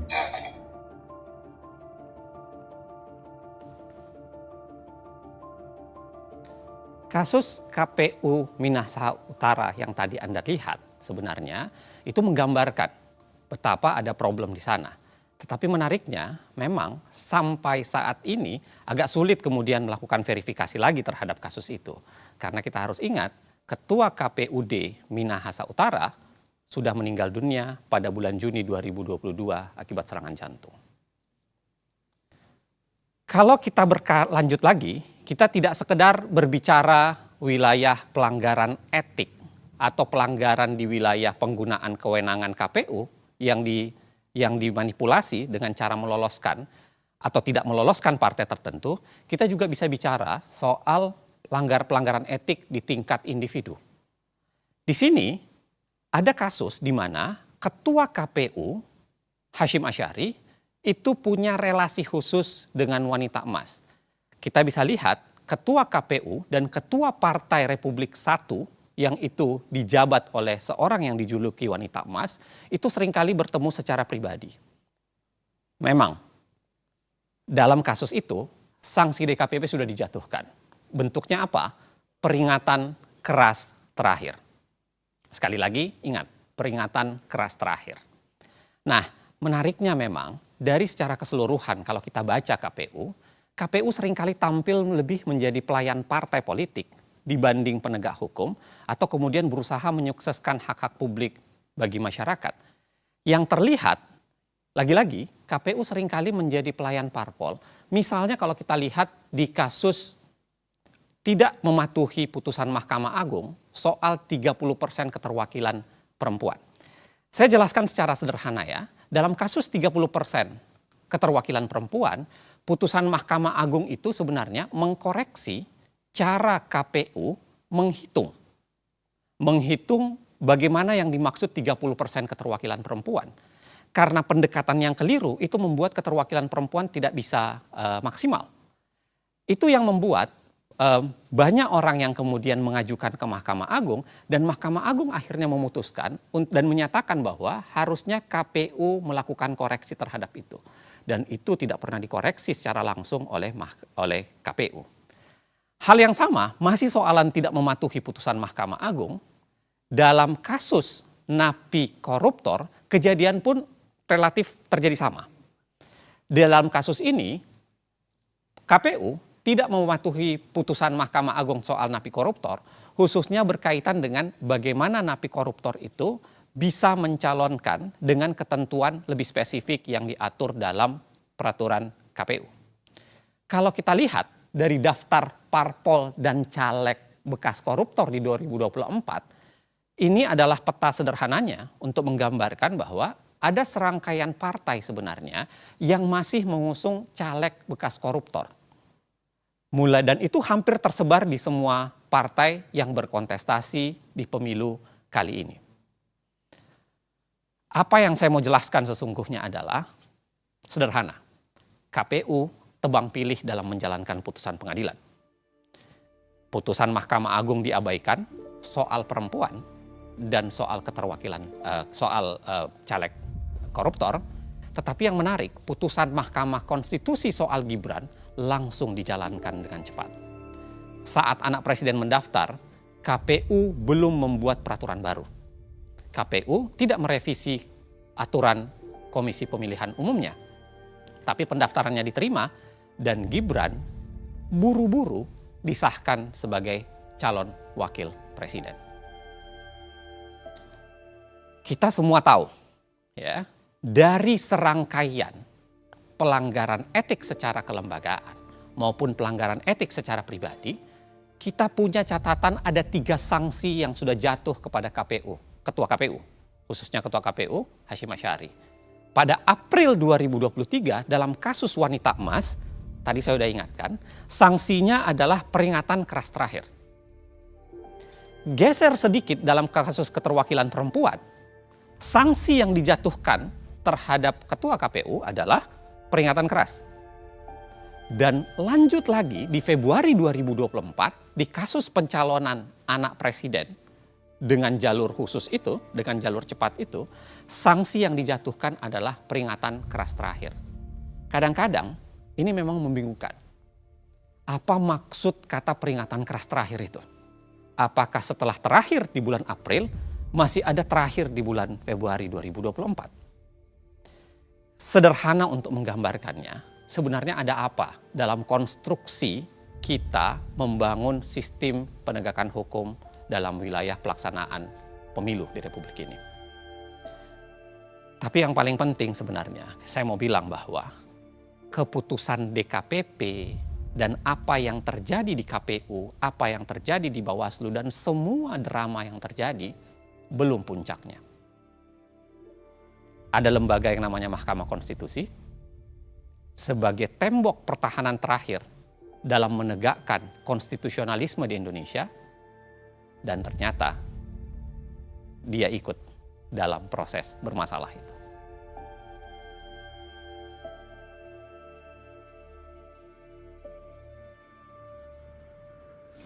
Puncak dari semua cerita tadi ada di sini. Mahkamah Konstitusi. Ada beberapa hal yang akan kita lihat bersama-sama mengapa Mahkamah Konstitusi menjadi puncak dari cerita-cerita yang dari tadi sudah kita lihat sama-sama.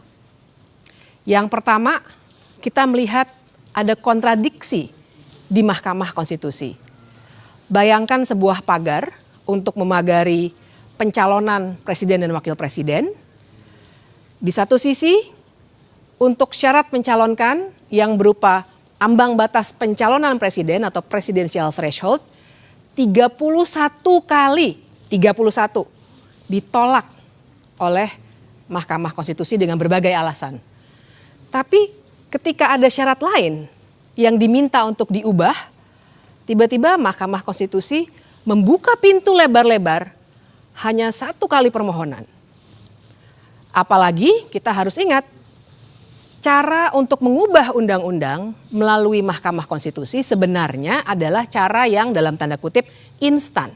Karena harusnya perubahan undang-undang dilakukan oleh pembentuk undang-undang sesuai pasal 20 Undang-Undang Dasar 1945. Dan kita juga akan melihat adanya konflik kepentingan. Jangan lupa kita juga nanti akan melihat bagaimana pendapat hukum 9 hakim konstitusi yang akan sangat menarik untuk kita gali. Yang kelima, semua permohonan yang diajukan untuk persoalan yang sama ditolak kecuali 1 dan sangat spesifik. Yang keenam, putusan itu juga langsung berlaku. Tidak ditunda sampai pemilu berikutnya ataupun tidak ditunda sampai beberapa tahun tapi langsung berlaku saat itu juga. Yang ketujuh, permohonan ini sebenarnya sempat dicabut. Kemudian didaftarkan kembali di hari libur. Lalu kita juga harus bicara soal fakta bahwa ada Majelis Kehormatan Mahkamah Konstitusi atau MKMK yang sudah memutuskan bahwa ada pelanggaran etik berat oleh Ketua Mahkamah Konstitusi yang adalah paman dari Gibran. Namun putusan MKMK itu karena terkait etik memang tidak langsung membatalkan putusan. Putusan 90 tetap berlaku. Perlu ada catatan juga bahwa Ketua Majelis Kehormatan MK itu ternyata punya potensi benturan kepentingan. Perlu saya jelaskan di sini bahwa menantu dari Ketua MKMK sekarang tengah mencalonkan sebagai anggota legislatif dari partai dalam koalisi yang mengusung Gibran. Dan anak dari Ketua MKMK itu juga pengurus di partai tersebut. Kemudian kita nanti akan melihat ada indikasi transaksi di balik konstitusi yang bisa terlihat dari fakta bahwa si pemohon menggugat calon wakil presiden karena wan prestasi di pengadilan perdata. Dan yang terakhir, Ketua MK yang tadi sudah diberikan sanksi etik untuk diberhentikan sebagai Ketua MK, ternyata malah menggugat ke Pengadilan Tata Usaha Negara supaya jabatan Ketua MK dikembalikan kepada dirinya. Tapi memang pada hari itu kami bertiga punya pengalaman yang berbeda-beda. Silakan Mas Uceng, Uda Ferry, bagaimana pengalaman pada hari itu yang bisa menggambarkan ke semua 11 yang tadi saya jelaskan sehingga sebenarnya sebuah media massa nasional mengatakan bahwa Gibran adalah anak haram konstitusi. Ya, kami ingin memulai dengan argumentasi bahwa setiap peristiwa bahkan kejahatan bisa dibongkar dengan mengungkap siklus waktu. 9 Maret, Partai Solidaritas Indonesia mengajukan permohonan pengujian Undang-Undang Pemilu, tepatnya pasal 169 huruf Q yang mengatur soal batas usia calon presiden dan calon wakil presiden. Ketentuannya menghendaki hanya orang yang sudah berusia 40 tahun yang dapat mengajukan diri sebagai calon presiden atau calon wakil presiden. PSI menginginkan diatur hanya orang yang telah berusia 35 tahun dapat mengajukan diri sebagai calon.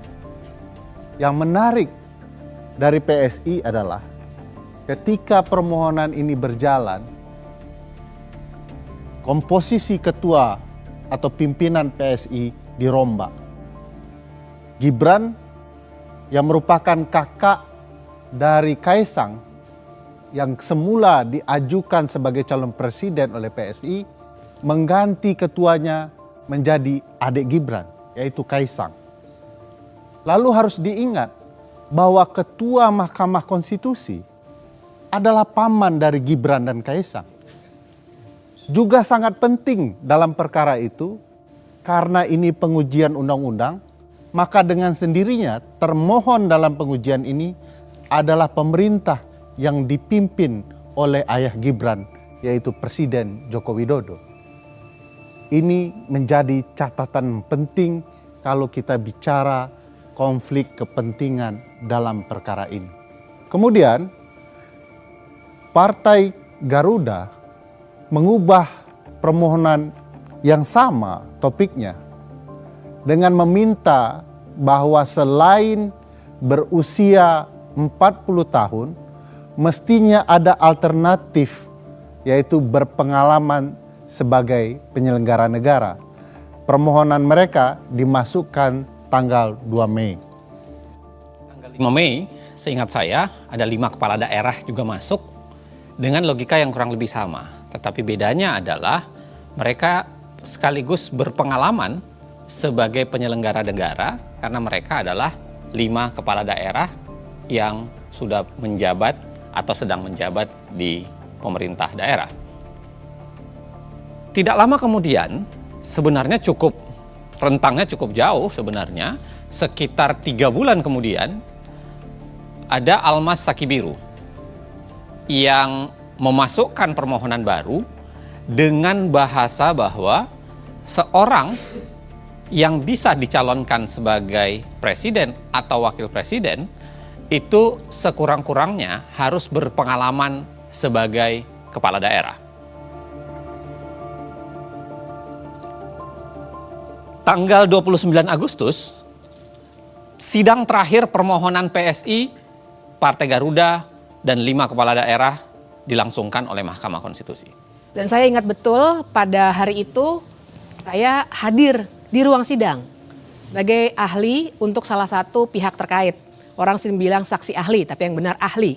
Saya hadir dalam sidang menyampaikan pandangan saya, dan waktu itu sebagai ahli biasanya ada dialog dengan para hakim dan semua yang ada di situ yang formal.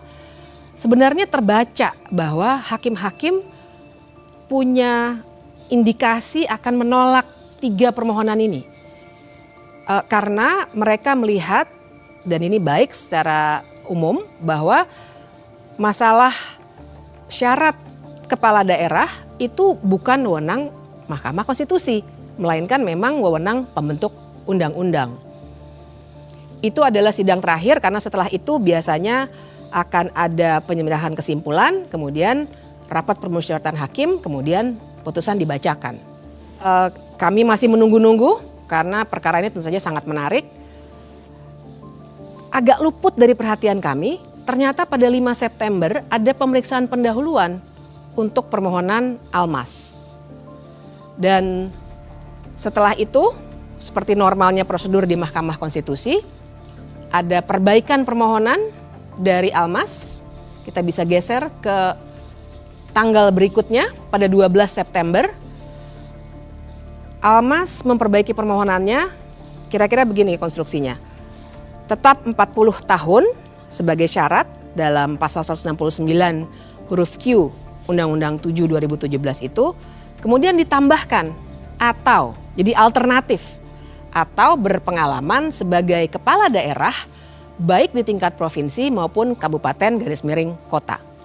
Berubah artinya ya, dari awalnya hanya kepala daerah, dia kemudian lebih menjelaskan bahwa bukan hanya kepala daerah di tingkat provinsi maupun juga kepala daerah di tingkat kabupaten kota.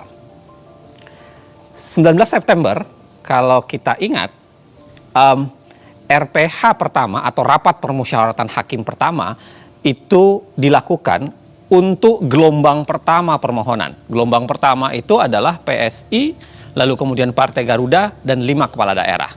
Dalam perkara itu, semua ditertolak. Ya. Dan luar biasanya, Anwar Usman tidak ikut RPH dengan alasan yang kemudian disebutkan bahwa dia menolak konflik kepentingan. Maju 2 hari kemudian adalah rapat permusyawaratan hakim pertama untuk permohonan Almas. Luar biasanya kali ini Anwar Usman sudah masuk. Entah apakah dia sudah merasa konflik kepentingannya sudah tidak ada atau sakitnya sudah hilang. Tapi pada saat yang sama Anwar Usman sudah ikut RPH di tanggal 21. Menariknya kembali, 8 hari setelah itu, di tanggal 29 September, terjadi peristiwa kunci dalam kasus ini. Almas Sakib Biru, entah karena alasan apa, mencabut permohonannya. Sehari kemudian, permohonan Almas dimasukkan kembali. Padahal itu hari Sabtu, hari libur. Dan Ketua Mahkamah Konstitusi berkantor serta meminta panitera untuk masuk kerja. Biasanya kalau dicabut bukannya dikeluarkan penetapan. Ya, itu uniknya perkara ini. Sehingga disebut kunci. Seharusnya ketika penetapan atau pencabutan dilakukan, penetapan dikeluarkan, dilakukan pembacaan sidang penetapan pencabutan perkara. Anehnya itu tidak terjadi. Malah kemudian digelar sidang yang berbeda di tanggal 3 Oktober. Disebut berbeda karena sidang ini disebut sebagai sidang konfirmasi permohonan. Almas kemudian menyatakan bahwa sebenarnya dia tidak punya keinginan mencabut, tetapi itu keinginan kuasa hukumnya. Dan pada saat yang sama sidang konfirmasi permohonan tidak ada di dalam hukum acara MK. Jadi ini disebut unik karena memang tidak terdapat di dalam hukum acara Mahkamah Konstitusi. Nah, setelah praktik tidak ada dalam hukum acara itu, karena kasus Almas tetap dilanjutkan atau permohonan Almas tetap dilanjutkan, masuklah RPH kedua permohonan Almas. Lagi-lagi Anda masih ingat bahwa di situ Anwar Usman masih ikut di RPH. Maju 4 hari kemudian, RPH ketiga untuk permohonan Almas kembali dilakukan. Ini juga menarik, Mas Ferry dengan Mbak Bibip. Biasanya RPH berulang kali itu adalah tanda bahwa permohonan itu memang jelimet. Atau ada pertarungan perkara yang penting, atau barangkali karena memang pemohon menghadirkan sebuah logika yang canggih dan pembuktian yang luar biasa. Tapi kalau kita lihat Almas, saya tidak cukup yakin dengan itu. Karena kalau kita lihat permohonan Almas, Anda bisa bayangkan alat buktinya ada 3. Satu adalah KTP-nya Almas, yang kedua adalah fotokopi Undang-Undang 7 2017, dan yang ketiga adalah dokumen Undang-Undang Dasar. Jadi tidak ada sebenarnya logika argumentasi yang memadai untuk diperdebatkan secara hukum. Kalau kemudian menjadi menarik kalau kemudian harus ada 3 RPH untuk membahas permohonan Almas. Dan nggak ada sidang ya, Bang Uceng? Sama sekali tidak ada sidang. Jadi nggak ada saksi, nggak ada ahli. Tidak ada sidang. Jadi tidak pernah dibuka sidang. Yang ada adalah hakim sibuk memperdebatkan permohonan Almas saja, tapi tidak pernah membuka itu ke publik, dan itu dilakukan berulang kali. Karena sidang substansi kan sudah selesai ya? Ya. Di tanggal 29 Agustus. Persis. Nah, setelah 9 Oktober nih, saya ingat sekali tuh hari itu. Saya yakin kita punya pengalaman yang beda-beda. Pada 16 Oktober 2023 itu. Tapi karena kami memang sangat terlibat dalam perkara ini, walaupun dengan aktivitas yang berbeda-beda, semua pasti pada pasang headset mendengarkan dari gadget masing-masing apa yang terjadi di ruang sidang. Jadi hari itu saya juga mendengarkan dengan tekun. Paginya perkara yang lain dulu. Kemudian pada 11.45 seperti saya duga permohonan PSI selesai dibacakan dan ditolak. Lega betul saya. 12.29 perkara kedua yang dimohonkan oleh Partai Garuda ditolak juga. Tambah lega saya. Kemudian yang ketiga 12.49 perkara ketiga selesai dibacakan juga ditolak. Ya. Kegembiraan Mbak Bibip soal kelegaan itu juga hinggap di diri saya. Karena selesai istirahat, saya makan siang, bahagia, demokrasi Indonesia terselamatkan, saking bahagianya tertidur. Nah, di sini momen krusial yang dikerjain oleh MK itu. Di hari-hari yang sama ini saya ingat saya berangkat dari Jogja pagi karena memang ada acara di Jakarta, ada beberapa acara di Jakarta dan sebuah koran nasional itu minta saya nulis soal putusan ini. Makanya kenapa kemudian di bandara saya mendengarkan, lalu kemudian begitu nyampe di Jakarta sudah istirahat makan siang, saya tahu putusannya tapi saya mendengarkan kembali melalui siaran ke belakangnya gitu dari siaran YouTube dan ya saya persis bayangan saya sebenarnya permohonan ini ditolak. Hanya saja saya agak khawatir sebenarnya. Ini nggak sepenuhnya saya merasa gembira. Karena saya kasih bocoran aja. Jadi beberapa hari sebelumnya ada 2 peristiwa sebenarnya yang membuat saya agak khawatir. Yang pertama adalah karena di sebuah podcast ada seorang politisi yang bercerita dengan lantang bahwa putusan ini akan berubah dengan ya agak mirip dengan permohonannya Almas. Sebut saja Bambang Pacul. Bambang Pacul, ya, dalam sebuah podcast. Dan yang kedua, bocoran ini sebenarnya sudah keluar di kalangan wartawan. Jadi beberapa wartawan itu sudah mulai bercerita bahwa permohonan ini akan dikabulkan dengan alasan yang agak mirip Almas. Itu yang membuat saya, walaupun ini semua ditolak, saya tetap merasa was-was bahwa jangan-jangan terjadi arus balik di pasca makan siang. Ya. Gitu. Nah, kebahagiaannya Ferry itu sebenarnya beralasan sih.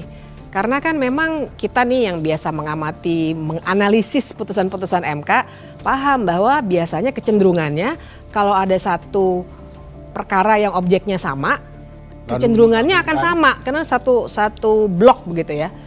Nah, tapi waktu itu saya ingat betul di jadwal sidang memang tertera hari itu akan diputus banyak putusan, tidak hanya 3. Nah, jadi waktu siang itu Ferry lagi tidur, ada tuh wartawan yang nanya, "Mbak, komentar dong mengenai putusan yang sudah keluar nih, bagus-bagus ya Mbak ya?" Nah, saya tahu ada beberapa guru besar yang sudah berkomentar membahagiakan, tapi saya bilang sama wartawan itu, "Nanti deh, saya merasa ada sesuatu yang akan berbeda setelah makan siang. Saya hanya mau diwawancara setelah semua putusan hari ini dibacakan." Ferry masih tidur ya? Terjadilah, masih tidur. Karena logikanya kan memang putusan yang sama materinya. Kalau ini sudah ditolak, runtutannya kalau tidak ditolak ya anggap tidak dapat diterima. Basis penolakannya apa nih? Seingat saya kan basis penolakannya adalah beda-beda ya. Ya, tapi pada dasarnya mereka mengatakan bahwa ini adalah open legal policy. Ya kan, satu tuh. Terhadap permohonan Garuda dan 5 kepala daerah ditolaknya, salah satu alasannya mengatakan karena penyelenggara negara itu terlalu luas. Ya kan, tidak ada sambungannya untuk kemudian mengatakan semua penyelenggara negara bisa diterima untuk menjadi presiden. Penyelenggara negara appointed officials juga termasuk yang ditunjuk, ya, bukan betul. hanya yang dipilih kan. Bukan hanya dipilih. Nah, ada juga seingat saya Pak Suhartoyo konsisten untuk kemudian menolak semua jenis dengan alasan bahwa ini harusnya NO. Ya, need on kelar, tidak dapat diterima karena seharusnya bukan perkara di Mahkamah Konstitusi atau seharusnya ini bagian dari open legal policy. Nah, ada satu yang menarik karena ada nama Guntur Hamzah. Karena di 3 permohonan ini Guntur Hamzah itu secara konsisten menerima semua permohonan. Jadi dia mengabulkan permohonan PSI, mengabulkan permohonan Garuda, bahkan mengabulkan juga permohonan 5 kepala daerah. Nah, jadi istirahat makan, siang-siang itu kami semua di tempat masing-masing juga makan. Setelah selesai, saya di suatu acara nih. Masih mendengarkan terus walaupun sebenarnya acara diskusi. Tapi saya ingat betul teman-teman yang dalam satu acara bilang ke saya, "Mbak Bibip kok mukanya berubah?" Karena ternyata jam 15.27 putusan Almas selesai dibacakan dan dikabulkan. Ternyata sekarang orang yang jabatannya masih menjadi wali kota walaupun hanya 2 tahun bisa menjadi calon wakil presiden. Padahal masa jabatan itu harusnya 2,5 tahun ya. Betul. Jadi sebabnya muncul kata sedang itu ya. Ya, jadi di sini sebenarnya yang menarik. Karena ternyata kita tadi sudah lihat sama-sama permohonan Almas sebenarnya bunyinya lihat di 12 September tuh. berpengalaman sebagai kepala daerah baik di tingkat provinsi maupun kabupaten kota. Tapi ternyata waktu dikabulkan, amar putusannya berubah menjadi pernah garis miring sedang menduduki jabatan yang dipilih melalui pemilu. Ini pun sebenarnya agak aneh ya, kalau dilihat dari praktik Mahkamah Konstitusi harusnya dia sedikit banyak agak terikat dengan permohonan. Tapi ketika dia berbeda dari permohonan, itu kan secara teori ketatanegaraan biasa perdebatannya banyak. Misalnya soal ultra petita dan lain-lain sebagainya. Tapi saya kira apapun itu, ya berapa hari kemudian Gibran mendaftar. Tapi saya kan masih tidur itu ya. Jadi tiba-tiba ada senior. Oh iya, dibanguninnya gimana tuh? Dibangunin oleh senior, dikatakan Gibran diperbolehkan mencalon. Saya sedikit marah dan sampai mengatakan, saya gugat Anda nanti. Karena Anda mengganggu mimpi saya soal betapa indahnya demokrasi di Indonesia. Sekarang setelah terbangun, rasa-rasanya demokrasi jadi kian buruk. Tak lama kemudian, 25 Oktober, pasangan Prabowo Gibran mendaftar ke KPU.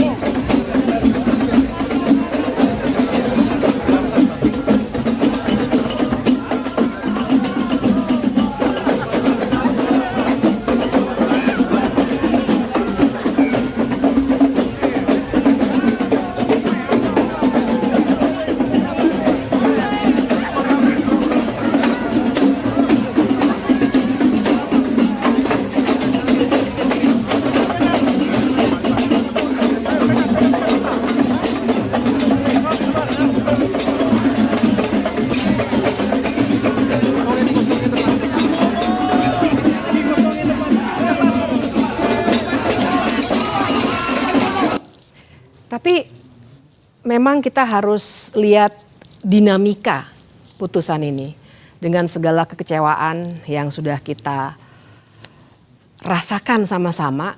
Kita bisa melihat ada apa sebenarnya di balik putusan nomor 90 itu. Kalau digambarkan secara luas kira-kira kan seperti ini. Ada 9 orang hakim Mahkamah Konstitusi. Kita lihat dulu dari yang mengabulkan. Ada 3 orang yang mengabulkan di sini. Anwar Usman, Ketua Mahkamah Konstitusi yang juga paman Gibran. Guntur Hamzah, yang tadi sudah diceritakan konsistensinya. Kemudian yang ketiga ada Manahan Sitompul.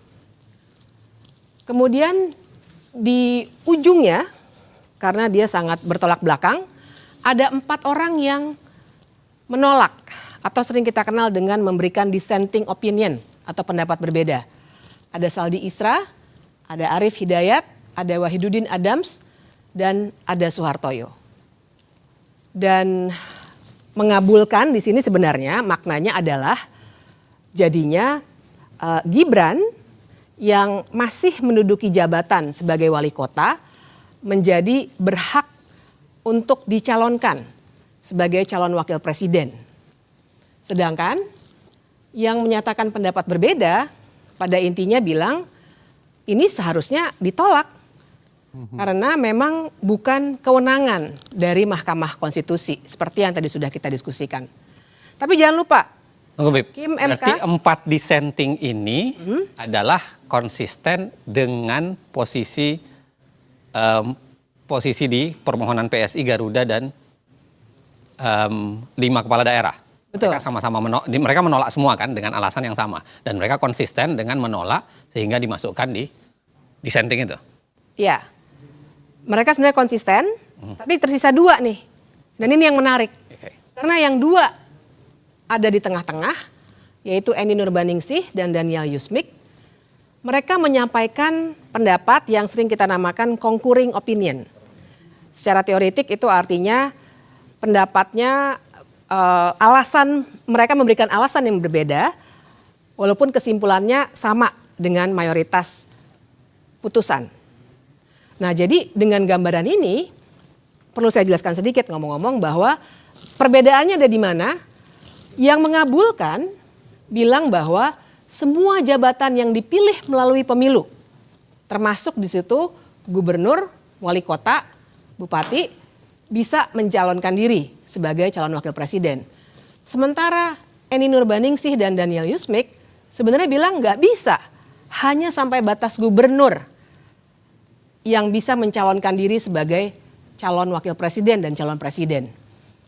Nah, dengan gambaran seperti itu kan harusnya pendapat yang sifatnya konkuring itu lebih dekat kepada pendapat yang menolak. Karena mereka sebenarnya tidak setuju dengan jabatan wali kota, tidak seluas itu. Tapi ternyata yang diputuskan, mereka yang berpendapat berbeda dikelompokkan ke dalam kelompok yang mengabulkan.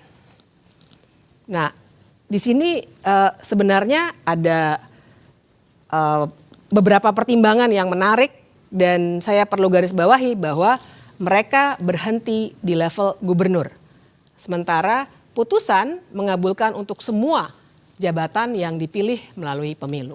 Izin, saya mau jelaskan ya, saya mau coba menggambarkan betapa pergeseran-pergeseran para hakim ini. Saya boleh ya, saya pakai boleh. Gambaran secara sederhana ya, untuk menggambarkan bahwa ini menarik melihat pergeseran hakim per hakim ya, dalam putusan ini. Nah, jadi gini ya, tadi kan digambarkan oleh Bibip bahwa sebenarnya ada dua keterbelahan. Ya, ada keterbelahan atau beginilah kita gambarkan bahwa terjadi perbedaan antara kita sebut aja gelombang pramakan siang sama pasca makan siang. Ya. Jadi pramakan siang adalah putusan-putusan perkara selain 3 putusan perkara para partai itu, dan pasca makan siang adalah kita spesifikkan saja ke putusan Almas. Nah, kalau kita lihat pas pramakan siang, ya sebenarnya komposisi hakim itu menarik untuk kita lihat. Kita buat satu gambaran bahwa ini adalah hakim-hakim yang langsung menolak permohonan. Ya, jadi ada 7 hakim di dalamnya.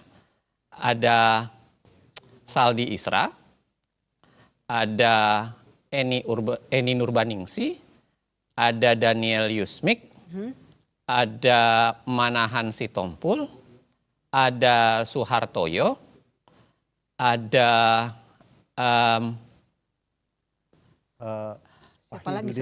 Wahidudin Adams, betul, dan Arif Hidayat, ya kan?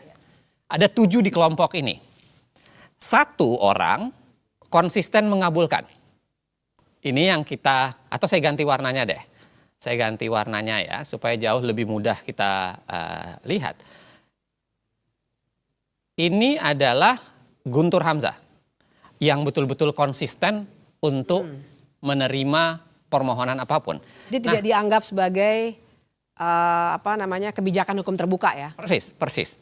Nah, ada 1 orang lagi di sini yang Anwar Usman yang sama sekali tidak ikut di permohonan itu dengan alasan yang tadi sudah saya jelaskan. Konflik kepentingan atau kemudian di keterangan yang lain dikatakan sakit. Ya. Okay? Nah, menariknya pergeseran pasca makan siang ini menarik untuk kita lihat. Oke.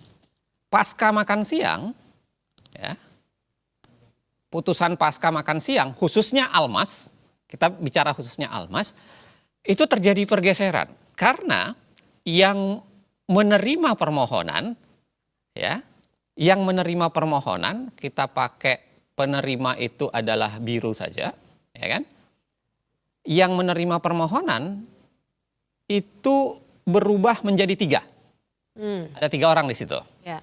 Ada Guntur Hamzah, ada Anwar Usman, dan ada Manahan Sitompul. Oke? Yes. Sedangkan yang konsisten dengan sikap pramakan siang itu tersisa cuma 4. Tersisa 4 itu adalah ada Saldi Isra, ada Arif Hidayat, ada Suhartoyo, dan ada Wahidudin Adams. Ya. Oke. Nah, tadi Bibip sudah menjelaskan bahwa ada varian baru yang berbeda, yaitu tiba-tiba hadir yang namanya concurring. Di sini ada dua, yaitu Eni Nurbaningsih dan Daniel Yusmik. Nah, dari sini ini menarik untuk kita diskusikan. Ya. Mengapa ada banyak pertanyaan? Pertanyaan pertama adalah mengapa Manahan Sitompul ini tiba-tiba bergabung di tempat sini? Ya. Ini yang banyak dibahasakan termasuk dalam putusan MK-MK. Jangan-jangan ini adalah hasil dari proses lobby-lobby. Karena kan putusan MK-MK menyatakan ada hakim lain yang masuk ke ruangan hakim lain untuk kemudian saling berbicara. Itu keanehan pertama. Keanehan kedua adalah Anwar Usman yang tiba-tiba ikut gabung berbeda dengan kasus dengan yang lain. Kalau ini kita sebut keanehan pertama, ini keanehan kedua. Keanehan ketiga adalah misteri pergeseran dua orang yang awalnya di sini adalah menolak dengan alasan yang dikembangkan. Ya, tadi Bibi sudah menjelaskan bahwa dia menjadi concurring. Padahal concurringnya itu kalau kita baca, Eni termasuk menjelaskan cukup detail. Dia mengatakan, kenapa hanya gubernur yang boleh diterima dan berbeda dengan isi putusan? Karena gubernur itu adalah wakil pemerintahan pusat di daerah. Sehingga gubernur itu seakan-akan adalah ada bau-bau pusatnya. Menjadi gubernur itu dekat dengan pemerintahan pusat dalam tanda kutip. Itu dibuat dalam putusannya concurringnya ini. Nah, menariknya adalah saya tidak tahu mengapa ya, dan mungkin barangkali kita bisa diskusikan kemudian atau kita bisa simpulkan atau kita tarik bagaimana cara berpikirnya. Mengapa Eni Nurbaningsih dan Daniel Yusmik memilih untuk concurring dan pada saat yang sama dia memilih untuk digabungkan di dalam putusan yang mayoritas 5 ini. Tadi Bibi sudah menjelaskan. Harusnya kalau komposisinya adalah dia bergabung dengan yang seperti ini, karena memang ini lebih pengelompokannya lebih dekat, harusnya putusannya menjadi 6-3. 6-3, ya. Ada juga pertanyaan, Bang, kalau boleh bertanya. Almas mengajukan permohonan dengan mengatakan bagi yang pernah menjadi kepala daerah. Kata pernah, dia harus menyelesaikan masa jabatannya. Persis. Lalu tiba-tiba di putusan ada tambahan kata. Pernah atau sedang. Persis. Nah, siapa yang melakukan perubahan itu? Kita nggak tahu ya, tapi kalau kita lihat gejalanya, ini kan ada 3 nama nih yang sebenarnya konsisten di sini. Dia, ya kan, yang kemudian bicara di sini. Yang paling konsisten itu adalah Guntur Hamzah. Guntur Hamzah. Karena Guntur Hamzah itu kan dari awal. Ya kan? Guntur Hamzah itu dari awal di semua kasus dia menerima. Guntur Hamzah ini hakim yang masuk dadakan ke Mahkamah Konstitusi karena harus diingat bahwa Guntur Hamzah ini adalah hakim yang menggantikan Hakim Aswanto secara pelanggaran konstitusi juga. Kita harus ingat. Tapi tetap disahkan. Dan jangan lupa Guntur Hamzah ini pernah juga melakukan perubahan pada putusan sehingga dijatuhkan sanksi etik. Dan dia dulu adalah Sekretaris Jenderal Mahkamah Konstitusi. Persis. Nah, hal yang menarik lainnya adalah kalau kita baca dari dissenting opinion Saldi Isra, Arif Hidayat, Suhartoyo, dan Wahidudin Adams, kebanyakan isinya itu, walaupun ada juga bagian menganalisis perbedaan mereka dengan putusan mayoritas, tapi kebanyakan itu adalah seakan-akan dalam tanda kutip sumpah serapah. Ada kemarahan Saldi Isra yang dituliskan di situ, ada kemarahan Arif Hidayat dituliskan di situ, ada kegundahan Wahidudin Adams yang dituliskan di situ. Betul. Nah, lagi-lagi itu barangkali yang bisa menjelaskan kenapa putusan ini baunya anyir. Dan saya kira itu yang saya tuliskan di sebuah media nasional, kemudian saya katakan bahwa ya putusan begini ini memperlihatkan betapa palu hakim sebenarnya patah berkeping-keping di hadapan putusan Almas.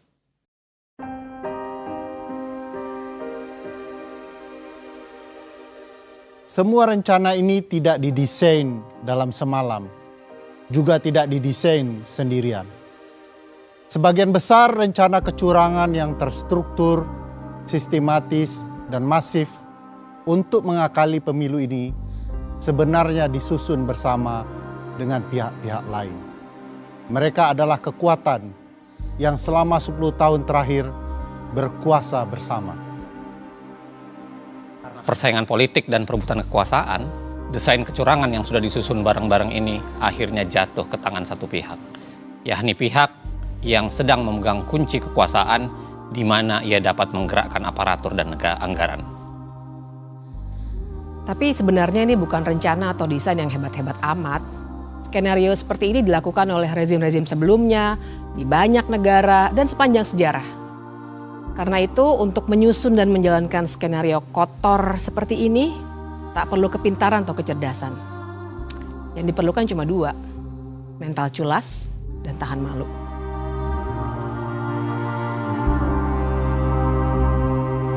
Sekarang ini saya mau fokus dulu bekerja, ngurusi masalah rusun, masalah monorail, masalah MRT, masalah kesenjangan tadi, masalah copet tadi, masalah-masalah itulah. Jadi saya yang paling kecil kayak Kaisang dia jualan pisang goreng, kemudian yang gede Gibran itu jualan martabak. Ini yang Ayang sama suaminya mau jualan kopi, ya silakan lah. Mau terjun ke politik juga silakan, nggak tahu saya. Tanyakan aja ke anaknya langsung.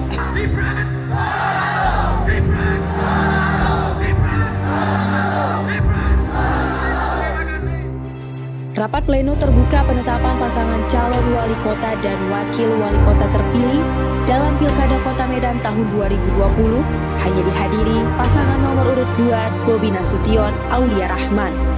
Buat Pak Prabowo dan Mas Gibran.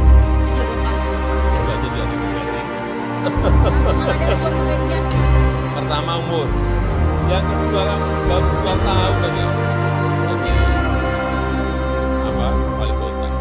Saya tidak ada niat, tidak ada juga berminat menjadi presiden 3 periode. Jauh-jauh hari sebelum menjadi perdebatan berkepanjangan, Presiden sudah memberikan kode kuat soal cawe-cawe dalam pemilu 2024. Saya tahu dalamnya partai seperti apa, saya tahu. Partai-partai seperti apa, saya tahu.